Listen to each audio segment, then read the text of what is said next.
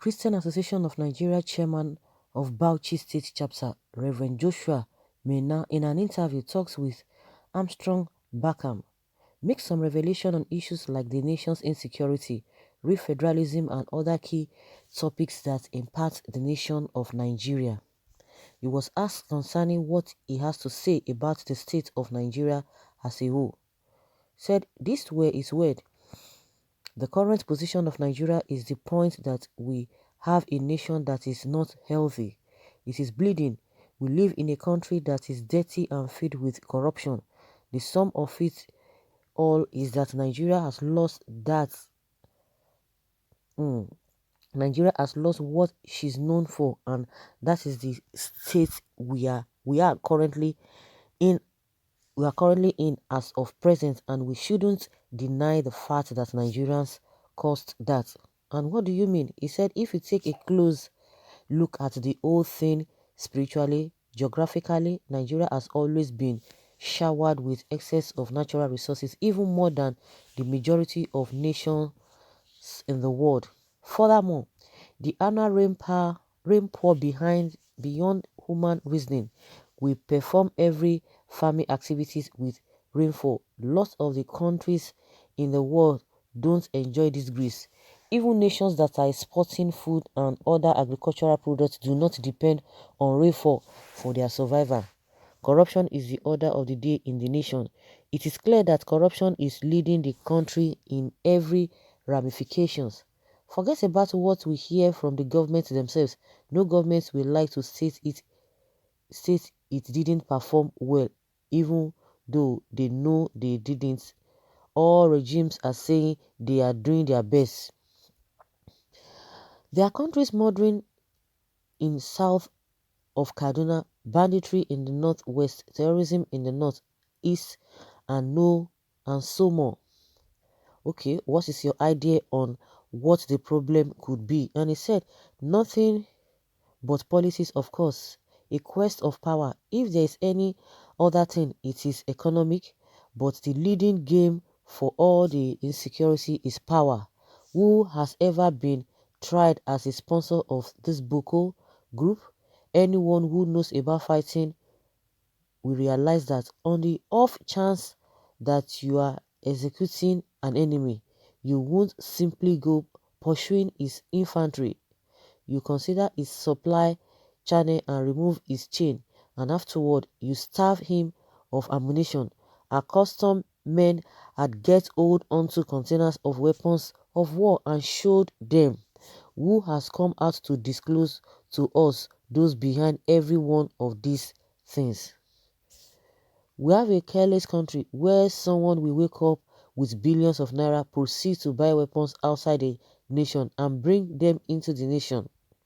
But do you think service bosses ought to go? He said, actually, I feel that since they can't perform, they ought to go. For what reason are they still there on the off chance that they can't offer answer for the security challenges confronting the nation? The president in his independent statement said that it was silly that Nigeria ought to sell fuel lower than Saudi Arabia. What is your response to that speech? And he said, Mr. President has the option to contrast or compare Nigeria with different nations. However, there's an idiom that goes that the least demanding approach to kill your joy is to begin comparing yourself to other people. Saudi Arabia is represented by simply Arabs. The number of nationals, the number of ethnic gatherings does Saudi Arabia have? The transcendent ethnic gathering in Saudi Arabia are the Arabs. The president should not in any capacity have contrasted Nigeria with Saudi Arabia. And with the way things are going, with the way the corruption has really hitting deep into Nigeria fabric, if nothing is being done, definitely it will experience breakup. That is just the way it is. So guys, these are the submission of a Bauchi State CAN chairman saying whether we like it or not, Nigeria will break up one day if the needful is not being done. I don't know what you think about that. Of course, a lot of people have been singing the same song. And if you look at it, you can't continue doing the same thing and you expect different results. And all these things that have been happening, a lot of people do quote Sonny Abacha, yeah, that if if is this insecurity if it continues more than 48 hours or 24 hours as the case may be, that you know that government has hand in it. And a really typical example is what just happened recently, where the US came to rescue its citizens, and we have people who have been held captive for 7, 10, 8, 5, 6 years, 4 years, and yet no results. Nobody can nobody is talking about all those things. And just like the example that this can chairman talked about, that these people who are bringing all of this into the country, and you want to tell us that they don't know what is happening. It's all about power tussle, and it's a deliberate act. Corruption is all we talk about. Corruption in all ramifications, whether in terms of a position or lopsided position, or you steal money, everything is still corruption. Something that is against humanity, something that is working against the people, the progress of the people. It's corruption.